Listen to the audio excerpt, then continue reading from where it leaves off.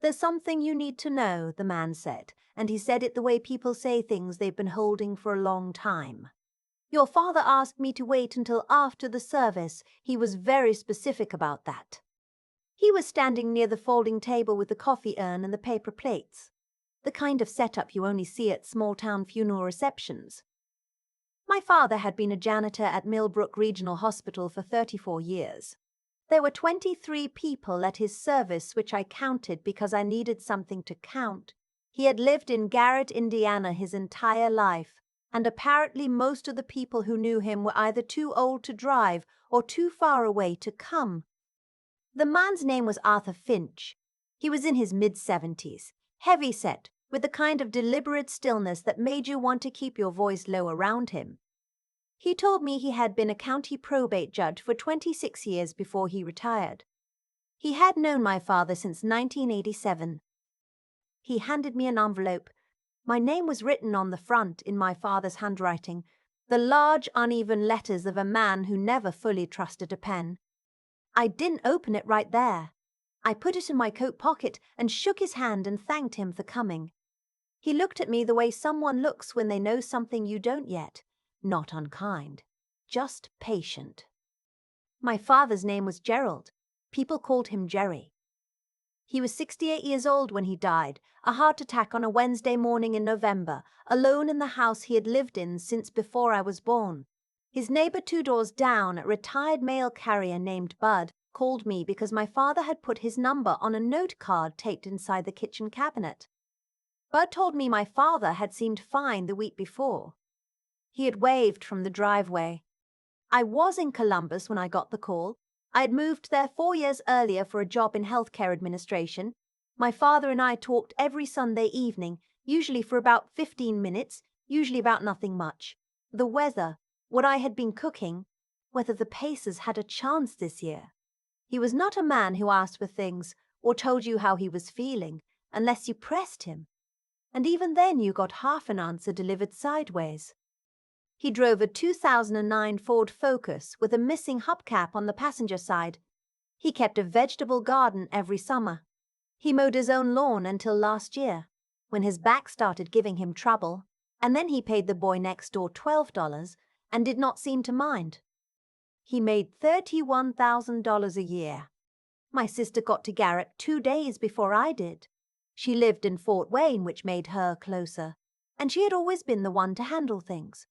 She had already sorted through the kitchen and called the utility companies by the time I arrived. She greeted me at the door the way she greets every difficult situation, already in motion, already past the part where you stand still and feel it. "The attorney called," she said. "There's a will."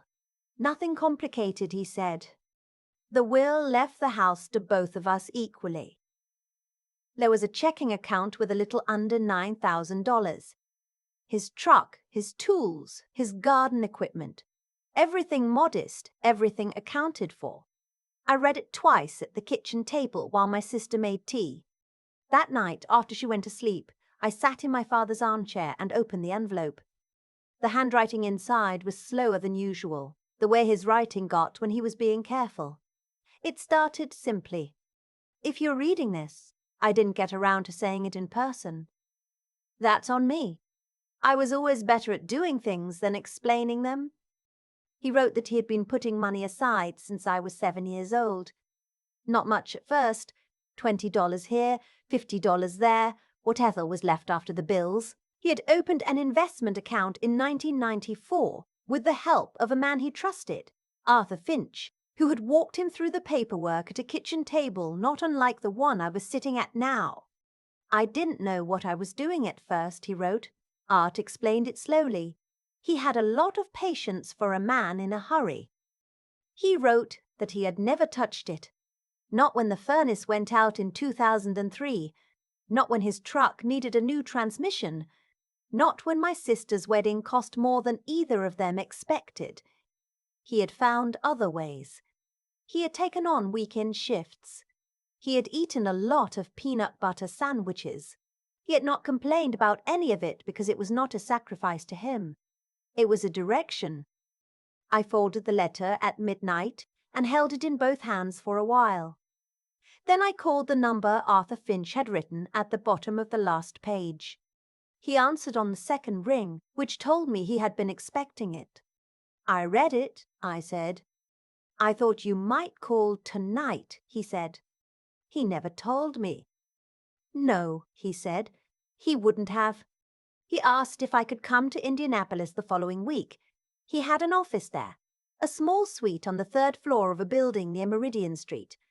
He said there was more to explain and that it would be easier in person. He said my father had wanted it that way. My sister asked me where I was going when I packed my bag that Thursday. I told her I had some things to sort out with an old friend of Dad's. I didn't tell her about the letter. Not yet. I wasn't sure I had the right words for it. Arthur Finch's office smelled like old wood and coffee that had been sitting too long.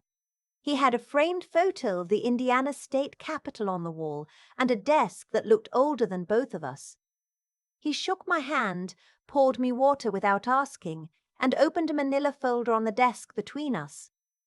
Your father, he said, was the most disciplined person I have ever known, and I have known a great number of people.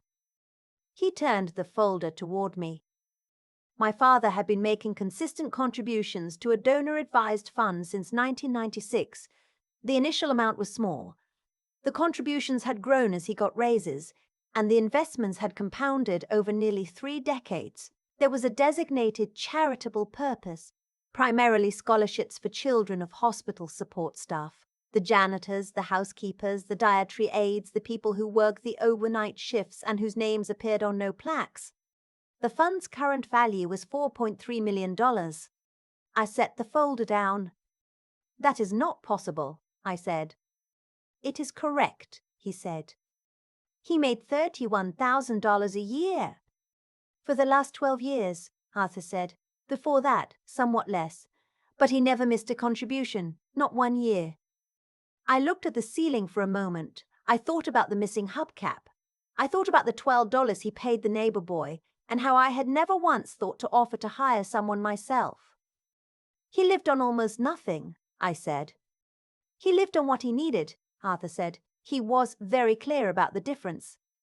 There was a second envelope in the folder, sealed, my name on the front. I recognized the handwriting before I picked it up. Arthur gave me a few minutes alone. I read it slowly, the way the handwriting asked you to. My father wrote that he had started the fund because of a woman named Beverly. She had worked housekeeping on the third floor of Millbrook Regional for 11 years. Her husband had died of a stroke in 2001, leaving her with 2 daughters and a mortgage she could not cover on one income. She had come to work anyway, every day, without complaint, in the same blue uniform, with the same quiet competence. He had watched her. He had thought about her daughters. He had written a check from his own account for the first 2 months of her mortgage and left it in an unsigned card in her locker. I don't know if she ever knew it was me, he wrote. I don't think I wanted her to know. I just didn't want her to lose the house. He wrote that he had kept going after that, a different colleague, a different need. He gave it a structure only after Art helped him understand that a structure would make it last longer than he would. That was the logic. Not legacy, just math. I'm not telling you this because I want you to think well of me, he wrote. I'm telling you because someone has to keep the records after I'm gone. You're better at that than your sister. She's better at everything else. That's why I left her the kitchen stuff. I sat with that for a long time. When Arthur came back in, I had 2 questions. The first was practical. He answered it carefully. I had been named the successor fund advisor. I had full authority over the charitable distributions. There was an independent administrator and a Dallas-based legal firm that handled compliance. My role was discretionary. I could dissolve it or continue it. The second question was not practical. Why didn't he tell us? I said. Arthur was quiet a moment. He told me once, he said, that he was afraid it would change how you looked at him. He didn't want to be seen as something other than your father. On the train back to Garrett that evening, I called my sister. She was washing dishes when she picked up. I could hear the water. I need to tell you something, I said. She turned off the faucet. I told her about Arthur, about the fund, about the letters. I told her the number slowly because I needed to say it slowly. She was quiet for so long I thought the cord had dropped. $4 million, she said finally. 4.3. He drove that Focus for 11 years. Yes. The hubcap. I know. She exhaled slowly. He could have fixed the hubcap. He could have done a lot of things, I said. She cried a little then, quietly the way she does things, and I let her. What happens now? She said. I'm going to keep running it, I said. That's what he wanted. She was quiet again. And there's a provision, I said. He wrote one in. Structured family support, conditional. It's not a lump sum. It's tied to financial planning, annual review. It's small relative to the whole, but it's there. He thought about us, she said. He thought about everyone, I said. He just thought about us last, which is very him. She almost laughed. It was the kind of almost laugh that lives right next to something harder. My sister's husband was the one I hadn't anticipated. He called me 3 days later, on a Saturday afternoon while I was going through the last of my father's files. His voice had the careful flatness of someone who has rehearsed what he wants to say. I've been doing some reading, he said, on donor-advised funds, on how they interact with estate law. Okay, I said. The money went into that fund before any estate document existed. There's an argument that it should be considered an asset of the estate.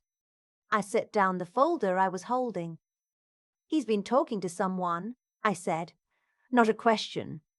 He's just exploring options, my sister said from somewhere in the background. Her husband continued. A fund of that size, structured the way this one is, with a family member as sole discretionary advisor. It's not a clean line legally. There may be grounds to argue that the family should have been disclosed. I took a breath. The fund has been in continuous operation since 1996, I said. It predates Dad's will by 27 years. It's registered with the IRS. It has a 28-year paper trail of disbursements. You can explore whatever you want. But I want you to understand what you'd be doing. He started to speak again and I said, You'd be arguing that my father's life work belongs to us, that the scholarships he funded, the families he helped, the thing he spent 30 years building quietly, that it should be liquidated and split between two people who didn't know it existed until last week. Silence. I need to think, my sister said, and I realized she had been on the call the whole time. Take your time, I said. I called Arthur that evening. I told him what had happened. He listened without interrupting, which is the thing he does that I have come to rely on. Do you want to know what your father said? He asked, when I told him there might be challenges. Yes, I said. He said, Art, I built it right. If somebody tries to pull it apart, the structure will answer for itself. I sat with that a while. The attorney I hired was named Frances Kelly. She was based in Indianapolis, practiced estate and non-profit law, and had the manner of someone who finds human drama mildly interesting but not surprising. She reviewed the full documentation in 3 days and called me with her summary. This is clean, she said, cleaner than most I see. Your father clearly had good advice and followed it consistently. He had, Art, I said. That helps, she said. Any challenge would need to establish that the fund was structured in a way designed to circumvent estate law. Given that it predates any estate instrument by nearly 3 decades and has a continuous documented charitable history, that's an extremely difficult argument. It would take years, it would cost real money, and I don't think it succeeds. My sister's husband doesn't know that yet, I said. They usually don't, she said. My sister called me 10 days later. Her husband was on a work trip. She asked if I could come to Fort Wayne, not to argue, just to talk. I drove up on a Sunday afternoon. She made coffee, and we sat at her kitchen table. She looked tired in the way people look when they've been fighting something inside themselves and haven't fully decided who won. I want to understand it, she said. Not the legal part. The part where he built $4 million and never told us. I think he was afraid, I said. Not of us specifically, of what it would change. You know how he was. He didn't want to be a person with money. He wanted to be Dad. She turned her mug in her hands. He loaned us the down payment on this house, she said. We paid him back in 2 years. I know. He said it was from savings. We never questioned it. It probably was from savings, I said. He kept everything separate. The fund was the fund. His life was his life. She looked at the table. Jerry thinks we're entitled to something, she said, and I understand why he thinks that, but I don't think I actually believe it. You don't have to believe it, I said. I know. She looked up. Are you going to keep it running the way it was? I'm going to try. The scholarships, she said. And the other disbursements. Beverly's daughters are grown now. But there are other Beverlys. She nodded slowly. He really never told anyone, she said. Not a question. Just settling into it. Art knew. That's it. 30 years. 30 years. She exhaled and looked out the window at her yard. A neighbor was raking leaves. The ordinary Sunday sounds of a neighborhood that doesn't know anything unusual is happening. Jerry's not going to pursue it, she said. He's embarrassed, I think. He went a little far. He was scared, I said. It's a lot of money to find out about. It is. She paused. What do you need from me? Nothing right now.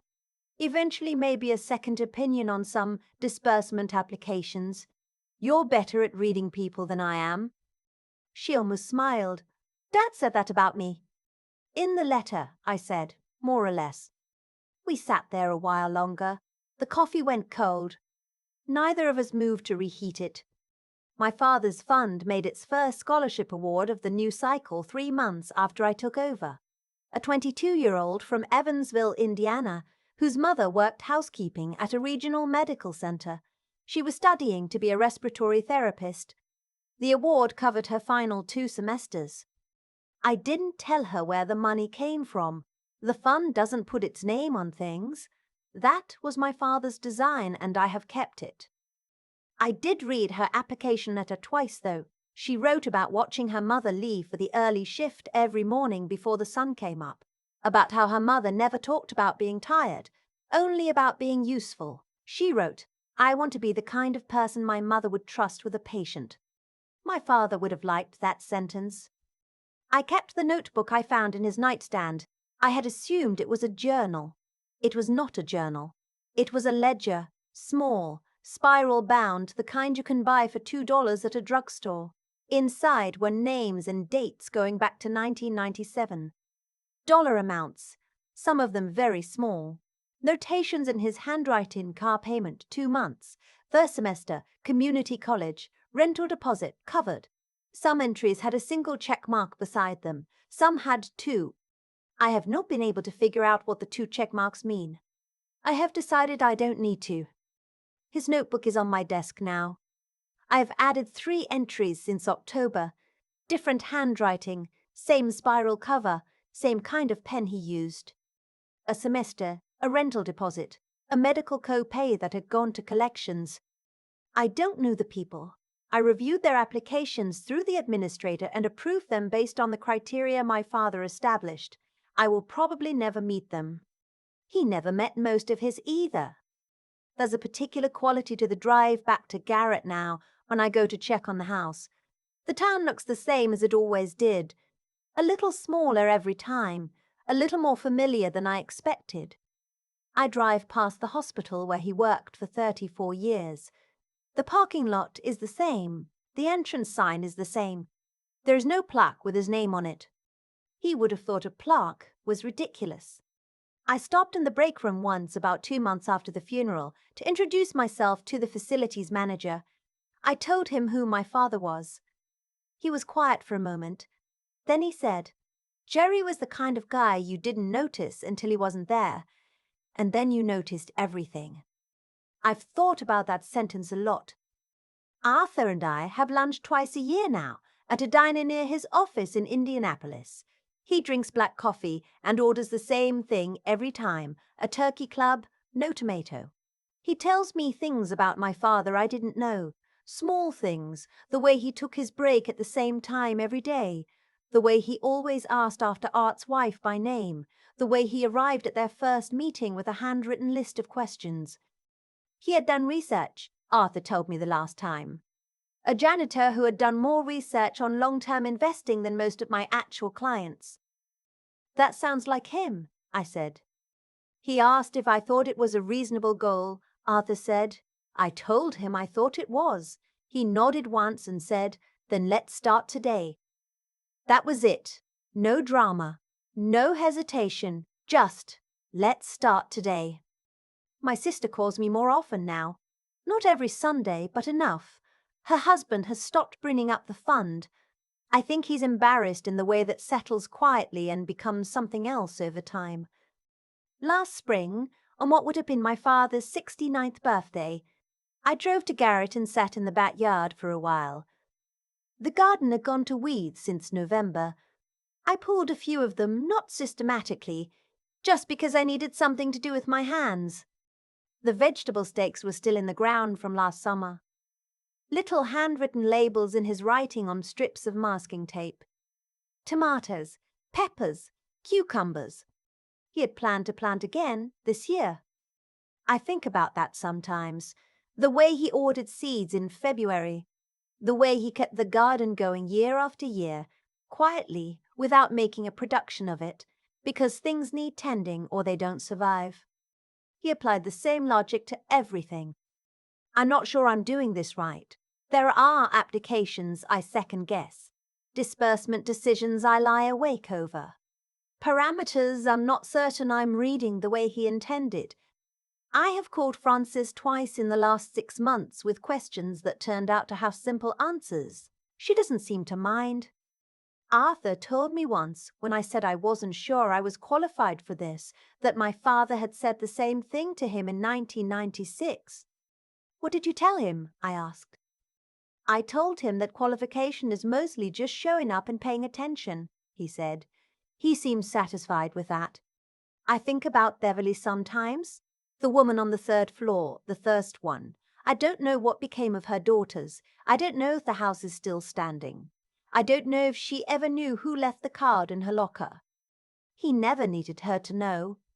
There are people in this country who live their whole lives without making noise, not because they have nothing to say, but because they decided long ago that the energy was better used elsewhere. They drive old cars. They keep gardens. They work the same hallways for 30 years and go home to the same kitchen and put $20 into something every month because they believe in a direction even when they can't see the end of it. My father was one of them. I spent most of my life thinking his life was small. I was wrong about that in almost every way a person can be wrong. If you have someone like that in your life, someone who doesn't ask for much, who shows up quietly, who keeps things running without requiring recognition, I want you to take a minute with that, not because you need to investigate their finances, but because it's easy to mistake a low volume for a low impact. They might be building something you haven't found yet. Call them, ask them a question they don't expect. Sit in the kitchen and drink bad coffee and let them talk about whatever they want to talk about. You can figure out what they built after they're gone. What you can't get back is the Tuesday afternoon before you knew to pay attention. The thing I keep coming back to is the hubcap. My father drove that Ford Focus for 11 years with a missing hubcap on the passenger side. He knew it was gone. He just never replaced it. And for most of my life, I read that as a kind of resignation, a man who had stopped expecting things to be whole. I was wrong. He hadn't stopped expecting anything. He had simply decided that a hubcap was not where the money went. That distinction took me a long time to understand, and I'm not sure I fully understood it until I sat in Arthur's office and looked at 28 years of contribution records. Every year, without exception. Modest amounts at first. Larger as the years went on. Never flashy. Never announced, just consistent in the way that my father was consistent about everything that actually mattered to him. There's a cause and effect logic to my father's life that only becomes visible in reverse. He chose, early and quietly, to live below what he earned. That choice compounded, not just financially, though it did that too, but in the way it shaped who he was and what he was capable of. Because he never spent money on things that didn't matter to him, he always had something left for the things that did. Beverly's mortgage, a stranger's first semester, a rental deposit for someone whose name he wrote in a spiral notebook and never spoke aloud. What strikes me now is that none of it required him to be exceptional. He wasn't a genius. He wasn't born with advantages. He worked the same hallways for 34 years and went home to the same kitchen. What he had was something quieter and harder than talent, a steadiness of character that most people admire, in theory, and find exhausting in practice. He decided what he believed, and then he acted on it every single year for 3 decades, even when no one was watching, even when it cost him something, even when the easier choice was right there. I think about my sister's husband reaching for a legal argument the week after the funeral. I don't blame him the way I did at first. Finding out that $4 million existed in your family without your knowledge is a genuinely disorienting thing. The instinct to reach for it is human, but what my father understood, and what I'm still learning, is that the money was never the point. The point was the direction. He picked one, and he held it, and the money was just what happened when you hold a direction for long enough. There's something his life asks of me that I find uncomfortable if I'm honest.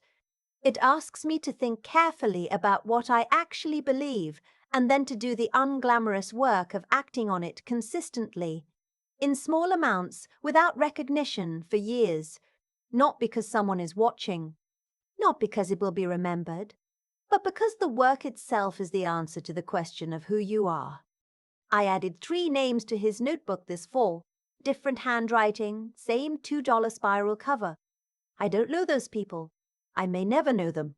He didn't need to know them either. That's the part I'm still sitting with. How much of what we call a meaningful life is just that? Showing up. Doing the work. Trusting that steady and quiet is not the same as small. He knew the difference his whole life.